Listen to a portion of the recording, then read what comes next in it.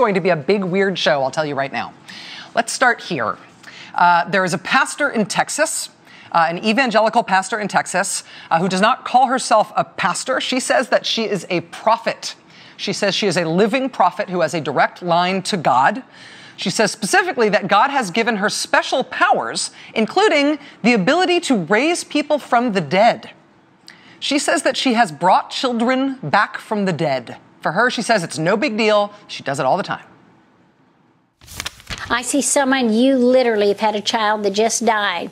And I speak to the spirit of death in that child in the name of Jesus, and I command you to leave that child. I speak to the spirit of infirmity that caused the child's death, and I say, live in Jesus' name. Live. And I see a child coughing, waking up. Oh, we saw that in Pakistan. We saw a little boy raised from the dead just like that. Yeah. God is on the move. That is Cindy Jacobs, an evangelical activist in Texas who says that she is a prophet. She says that God tells her things ahead of time so that she can either stop them if she wants to, or she can let them happen here on earth. I remember being in a meeting with our prayer leaders, and I said, we've got to pray for the naval yard, in Washington, D.C. And that's, kind of random. And we prayed, and there was a shooting there, but it didn't take out as many people as it could have. It's horrible. Anyone ever dies. Also called for the Navy. I think it was maybe in Norfolk. And, there were some occurrences. So I want to say, God, why does God give these words? Because He's a merciful God. And He doesn't want these things to happen. He doesn't want these things to happen, and so He tells Cindy about them ahead of time. And she says she could not stop the Navy Yard shooting in Washington, D.C., but she says she was able to limit the number of people who died in that shooting because God gave her advance notice that the Navy Yard shooting was going to happen. Cindy Jacobs also believes and preaches that the don't ask, don't tell policy was not just bad because of how it related to gay people. She says don't ask, don't tell was a bad policy because it killed birds and also maybe some fish. The blackbirds fell to the ground in Beebe, Arkansas. Well, the governor of Arkansas's name is Beebe. And also there was something put out of Arkansas called Don't Ask, Don't Tell by a former governor. This was proposed Bill Clinton. And so, could there be a connection between this passage and now that we had the repeal of the Don't Ask, Don't Tell? It could be because we have said it's okay for people who commit these kind of acts to be recognized. In our military, for the first time in our history, there is a potential that there is something that actually happened in the land where 100,000 drumfish died, and also where these birds just fell out of the air. Could there be a connection? Is it possible that one of the policy consequences of the Don't Ask, Don't Tell repeal was freak bird death in Arkansas? The guy's named Beebe. One more. I've got one more. Cindy Jacobs says that while eating chips and salsa one day, God interrupted her so she would avert a coup d'etat in Africa.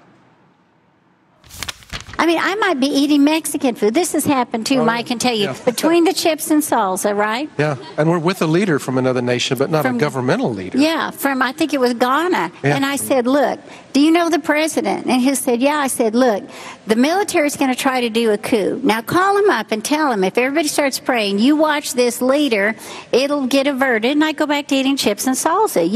It's not hard. It's not hard for Cindy Jacobs. She is a prophet, she says, who gets advance word about things from God. And therefore, she's really the one who decides whether or not governments get overthrown in Africa. She can tie apparently natural phenomena like fish kills and random bird deaths to legislation concerning gay people in the military. She says she can also raise people from the dead if need be. And Cindy Jacobs this weekend is helping Louisiana Governor Bobby Jindal launch his campaign for President of the United States.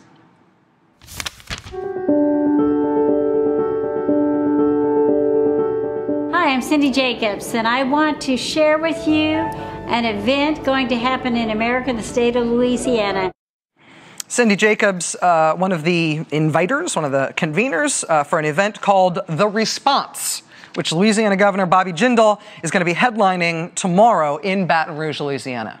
Now, you might remember, if The Response sounds familiar, it's because in 2011, Texas Governor Rick Perry did this exact same event with all these same folks at Reliant Stadium in Houston. Rick Perry in 2011 used this prayer rally thing, The Response, basically to kick off his presidential campaign. Just a few days after he held this stadium prayer rally with Cindy Jacobs and a bunch of other evangelical activists, he announced that he was making his run for president. So Bobby Jindal is now following in Rick Perry's footsteps, doing the follow-up event with all the same folks. Big stadium prayer rally with Cindy Jacobs and all the rest of them. And even though the last one of these rallies did not launch Rick Perry on a successful bid for the White House, people like Cindy Jacobs and apparently Bobby Jindal, they see other signs in the world that the event, the Rick Perry one, should have been seen as a success. Watch. In Texas here, and all the coast around Houston and Galveston and some of that area, the Native American people were cannibals.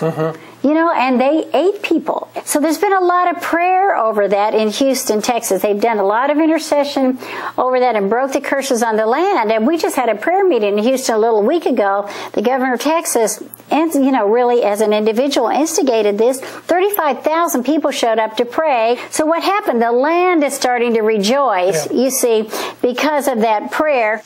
Rick Perry's 2011 prayer rally with Cindy Jacobs did not succeed in getting him into the White House, but it did succeed in cleansing Texas of the curse that was on Houston because of Native American cannibals. So, in that sense, it worked. And now Bobby Jindal is going to do it again, this time in Louisiana. Now, the organization that is funding this event overall is called the American Family Association. The American Family Association, you probably heard of them. They're a surprisingly rich organization. Their shtick is that they basically get people all over the country to send them money so that the American Family Association can fight the demonic scourge of the gay, and also Islam, and also Beyonce. They are jackbooted homo-fascist thugs who want to use the tyrannical and totalitarian power of the state to send men of faith to jail. And that, frankly, sounds a lot more like Nazi Germany than the United States of America. Islam is like the Ebola virus. It's deadly.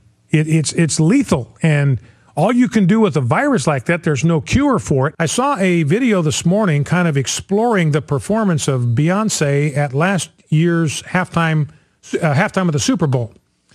And it's very clear that she was using a number of satanic symbols. That's the American Family Association. Their spokesman, Brian Fisher. The American Family Association is funding the Bobby Jindal event this weekend, which he pretty plainly is using to kick off his presidential campaign for 2016.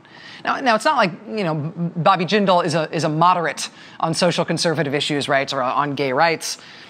I mean, Bobby Jindal is really, really, really anti-gay rights. Even so, though, it is remarkable to see him kicking off his presidential campaign with a group that is so anti-gay. A group that is so anti-gay, they once changed the name of Tyson Gay. Remember the sprinter? The guy in the Olympics, Tyson Gay? When the American Family Association posted an article on their website about Tyson Gay winning something in the Olympics, they changed his name to Tyson Homosexual. Because there's no such thing as gay.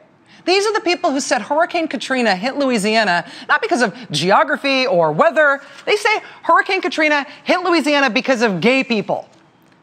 Gay people did Hurricane Katrina somehow. That's how anti-gay they are. And that is how Louisiana Governor Bobby Jindal is kicking off what appears to be his 2016 presidential campaign. The rally is being held tomorrow on the campus of Louisiana State University in Baton Rouge. LSU, interestingly, does not seem all that psyched about hosting this event. There have been protests already by student groups. There's a big all-day protest planned for tomorrow outside the venue on the LSU campus. The student organizers say they actually are hearing that people are going to come from all over the state. The LSU Faculty Senate took a vote yesterday on a resolution expressing displeasure that this event was being held on the LSU campus. The resolution was brought up for a vote yesterday. It passed the Faculty Senate by a vote of 15-1. But even as this event makes waves at home with his own constituents, Louisiana Governor Bobby Jindal is going ahead with this event. He hosted all the organizers for the event at the governor's mansion in Louisiana a couple of weeks ago. It's kind of a kickoff event for the prayer rally. His office has made multiple videos promoting the event, promoting Governor Jindal's role in it. He may be annoying people in Louisiana by doing this. But when you are trying to build yourself a national profile as the most right-wing, right? The most right-wing religious of all the potential Republican presidential candidates of 2016, apparently you got to be willing to eat chips and salsa with some self-proclaimed prophets in order to get there. So that's what Bobby Jindal is doing tomorrow.